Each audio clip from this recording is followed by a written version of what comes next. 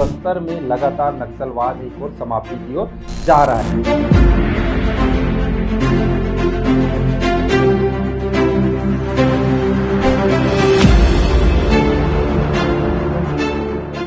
मार्च 2026 जो है नक्सलवाद की डेडलाइन तय कर दी गई है। लगातार जो है बस्तर में जवानों को इसी के तहत जो है सफलताएं भी मिल रही है। नक्सली मारे जा रहे हैं, कई नक्सली आत्मसमर्पण कर रहे हैं। लेकिन हम आज जो है उन सुपर कॉप से मिलेंगे जो इन सफलताओं की लीड करते हैं, लगातार जंगल में ऑपरेशन करते हैं, उन्हें सफलताएं मिलती है। यही कारण है कि बस्तर में लगातार नक्सलवाद एक और समाप्ति की ओर जा रहा है। हमारे साथ जो है रामेश्वर देशमुख जी हैं, जो भानु प्रतापपुर में इंस्पेक्टर हैं। इनसे बात करेंगे कि किस तरीके से ये नक्सल मोर्चे में इनको सफलताएं मिली है और क्या इनकी उपलब्धियां रही है। सर, अभी तक जो है कितनी मुठभेड़े में आप शामिल रहे हैं और कितनी नक्सलियों को आपने इनकाउंटर किया है? मैं जैसा कि साल 2012 से अभी तक नक्सल विरोधी अभियान में शामिल रहा हूँ, जिसमें 50 से अधिक माओवादियों को मेरे लीडरशिप में या मेरे नेतृत्व में जो टीम गई थे उनके द्वारा न्यूट्रलाइज किया गया। ऐसा कोई बड़ा माओवादी जो आपने मारा हो या फिर मारते मारते वो बच गया हो माओवादी जो? जैसा कि पिछले साल 16 अप्रैल 2024 को पुलिस और माओवादियों के बीच में मुठभेड़ हुआ था, उसमें 29 माओवादी मारे गए थे। वही सबसे बड़ा मुठभेड़ है मेरे इतने साल के कार्यकाल में। कौन कौन बड़े नक्सली थे उस समय जो है मारे गए थे? उसमें एक शंकर राव करके नक्सली था और विनोद गावड़े और उसके अन्य साथी लोग थे जो और अधिक संख्या में थे, जिसमें से 29 नक्सली मारे गए। अभी बीच में सर नारायणपुर में एक बड़ा सीसी मेंबर मारा गया था। क्या कभी भी आप जब ऑपरेशन में गए तो कभी उनसे भी मुठभेड़ों में शामिल हुआ या फिर बच निकला हुआ, ऐसा कभी हुआ है? नहीं, वो बसवा राजू जो सीसी हेड थे वो उनके साथ एक भी मुठभेड़ नहीं हुई थी। और मुझे ऐसा लगता है कि उनका पुलिस के साथ पहला मुठभेड़ था और पहले मुठभेड़ में मारा गया। पहले मुठभेड़ में मारे गए। अच्छा। मुझे ऐसा महसूस होता है। सर, आप लोग जब ऑपरेशंस में निकलते हैं, नक्सल ऑपरेशन में, कभी डर नहीं लगता है या फिर कभी हो कि करीब से जो है आपने मौत को देखा होगा, ऐसा कुछ? डर के आगे जीत है, यही हम सोच के चलते हैं, क्योंकि अगर नहीं डरेंगे तो लड़ाई कैसे लड़ेंगे।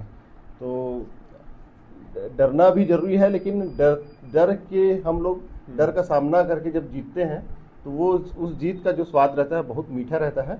और इतने साल के कार्यकाल में तो कई बार ऐसा हुआ है। हम लोग बीजापुर में भी पदस्थ रहे हैं, मैं और लक्ष्मण, तो उस टाइम में बासागुड़ा क्षेत्र में जाते थे तो कई जगह आईडी लगा रहता था। हमारे सामने कई बार लड़के उसमें चपेट में आ गए। और एक बार मैं बासागुड़ा क्षेत्र में नदी पार कर रहा था तो नदी के उस पर नक्सली थे, तो उस टाइम में भी हम लोग जैसे ही नदी के बीच में पहुंचे और नक्सलियों ने फायरिंग चालू कर दी थी। उस टाइम में थोड़ा सा ऐसा फील हुआ था कि अभी फंस चुके हैं, लेकिन हमारे जवान इतने एक्सपर्ट और बहादुर हैं कि उसको भी भेद कर हमने नदी को पार किया और उसमें हमने एक माओवादी को ढेर किया था। ये कब की बात है सर? ये वर्ष 2014 की बात है सर। उस टाइम बासागुड़ा की बात करते हैं, 2014, 11, 10। मैंने सुना है कि बासागुड़ा की तरह नदी के इस पार कैंप हुआ करता था और उस पार नक्सली रहते थे और दोनों एक दूसरे को चिल्लाते थे, ऐसा कुछ होता था क्या? हाँ, सुने तो हम भी हैं, वैसा तो हमारे साथ स्थिति नहीं आई है, लेकिन जैसे जैसे विकास की धारा बहते गई है उन लोग पीछे हटते गए हैं और दबाव में आते गए हैं। और ये बात तो सही है कि एक समय पहले बासागुड़ा और जगरगुंडा के लिए हमारे राज्य परिवहन की बसें चलती थी, है ना। उसके बाद तो माओवादी आना चालू किया। माओवादी शुरू से थे ऐसा नहीं है, उससे पहले तो विकास था, लेकिन कुछ ऐसी परिस्थितियां आते गई कि वो लोग हावी होते गए, फिर बहुत सारे क्षेत्र को कब्जा करते गए फिर से। लेकिन अब वो स्थिति आ रही है कि सरकार की योजनाएं और फोर्स वहां तक सुरक्षा महसूस करा रही है लोगों को, तो अब निश्चित रूप से समाप्ति की ओर। सर, नक्सलियों का गुरिल्ला रणनीति होता है, वो आप लोगों के लिए बहुत चुनौती रहता है। हम लोग लगातार देखते हैं, अभी भी कई बार जो है जवान आईडी की चपेट में आ जाते हैं, ये बहुत बड़ी चुनौती रहता है। इससे कैसे निपटते हैं आप लोग? हाँ, उसके लिए तो गुरिल्ला वॉर के लिए तो हमको भी जैसे माओवादी रहते हैं 24 घंटे जंगल पे रहते हैं, हम तो यह है कि 4 दिन गश्त करते हैं, उसके बाद वापस आ जाते हैं। तो वापस आने के बाद भी हमको वही सोच रखना है कि हम अगली बार जाएंगे तो और क्या क्या बेटर कर सकते हैं और क्या क्या चीज़ हो सकता है अच्छा, आज क्या गलतियां हुई हैं या अच्छा हुआ है तो उसको और अच्छा कैसे कर सकते हैं। तो अगर माओवादी 24 घंटे रह के सोच सकते हैं तो हम तो सुविधाओं में रहते हैं, तो हमको आके भी यही सोचना पड़ेगा कि और अच्छा क्या किया जा सकता है, तो वो हम लोग सोचते गए और अच्छा करते गए। सर उत्तर बस्तर को ही लेकर पूछना चाहूँगा, कितने बचे हैं सर नक्सली? आधे से ज़्यादा तो आपने इनकाउंटर में मार दिए, कई आत्मसमर्पण कर दिए, कई गिरफ्तार हो गए, कितने बचे होंगे अभी? अभी संख्यात्मक रूप से एग्जैक्ट तो नहीं बोला जा सकता, लेकिन आमाबेड़ा क्षेत्र है, हमारा आरकेबी का बॉर्डर वाला इलाका अभी अभी है। और उसमें भी सफलता मिली है। सफलता मिली है, उसके बाद सरेंडर भी कर दिए।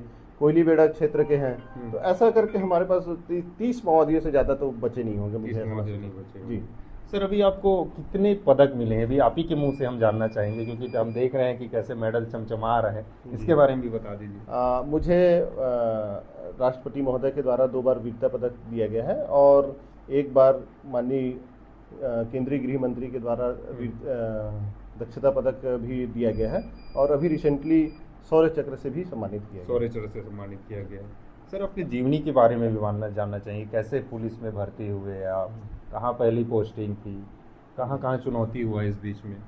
हाँ, पुलिस में भर्ती होने का सपना तो था ही। पिताजी चाहते थे कि एक वर्दी वाले नौकरी पे जाए मेरा बच्चा, तो मैं सोचता था, शुरू से तैयारी भी करता था ग्राउंड पे जाके। मेरे पिताजी जिस दिन मैं लेट से उठ जाता था उस दिन मेरे को डांटते भी थे कि जाके तैयारी करो। तो उनका भी उद्देश्य था कि एक वर्दी वाली नौकरी पे मेरा लड़का जाए। तो बचपन से ये मेरा वो रहा है, ध्येय रहा है कि वर्दी वाली नौकरी पे जाए। और पहले पोस्टिंग बीजापुर में रहा है और बीजापुर के बाद से अभी राजनांदगांव, कांकेर, इन तीनों जिलों में हमने सेवाएं दी। ये बचपन में बंदूक वाली कहानी क्या है? खिलौने की बंदूक जो है पकड़ा दी, आवाज़ जो है आपने सही बंदूक पकड़ ली और 58 नक्सलियों को जो है ढेर कर डाला है। हाँ, बचपन में पिताजी एक मुझे उस टाइम में वर्दी दिए थे, मतलब दिवाली के टाइम में खरीद देते थे और उसको मैं पहन के फ़ोटो भी खिंचाया करता था। और एक मेरी फ़ोटो भी है, उसमें बंदूक है, मतलब प्लास्टिक की बंदूक है जिसमें अच्छा, केवल खिलौने वाली। हाँ, खिलौने वाली है। और उसी को देख के मेरे को लगता था कि भाई एक दिन वर्दी वाली नौकरी पे जाएंगे। अच्छा, आप लोगों का एक संयोग कहें क्या कहें, लक्ष्मण केवट जो है इनकाउंटर स्पेशलिस्ट जाने जाते हैं, आप इनकाउंटर स्पेशलिस्ट जाने जाते हैं, दोनों साथ में रहते हैं, अभी भी साथ में है इस जिले में। जी, कॉम्बिनेशन बढ़िया रहता है जब ऑपरेशन में जाते हैं। हाँ, आपके मतलब दोस्ती के बारे में भी बता दीजिए। लक्ष्मण और मेरा तो ऐसा है कि 2012 से हम लोग साथ में हैं।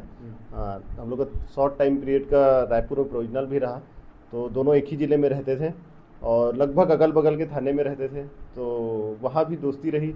उसके बाद वो पहली दोस्ती थी वहाँ ट्रेनिंग के टाइम में। उसके बाद 2012 में जब बीजापुर गए तो हम लोग सोचते थे कि यार हम लोग कब इस फील्ड में और आ पाएंगे या हम लोग जा पाएंगे। तो फिर धीरे धीरे दोस्ती इतनी गहरी होती गई कि हम लोग एक दूसरे को इतना जानते हैं कि वो कितना थका है जंगल पे। तो अगर 3 दिन का गश्त है तो पता चल जाता है उसको चेहरा देख के कि हाँ यार अभी 2 दिन का और एनर्जी बाकी है, और वो मेरे को देख के जान जाता है कि इसके घुटने में कितना दर्द है अभी। अच्छा। तो इतनी अच्छी दोस्ती है हमारी। क्या लगता है सर, नक्सलवाद का जो डेडलाइन तय हुआ है उस तक नक्सलवाद समाप्त हो जाएगा? हाँ, जिस हिसाब से अभी बस्तर में शासन प्रशासन के निर्देश पे काम हो रहा है, विकास कार्य हो रहे हैं, पुनर्वास नीति योजना के तहत लोग माओवादी सरेंडर कर रहे हैं और फोर्स एग्रेसिव मोमेंट पे है, अच्छे से इनकाउंटर हो रही है। तो मेरे को लगता है कि जो समय दिया गया है उससे पहले हम लोग उस टारगेट को पूरा कर लेंगे। जो समय दिया गया है उससे पहले उस टारगेट को पूरा कर लेंगे।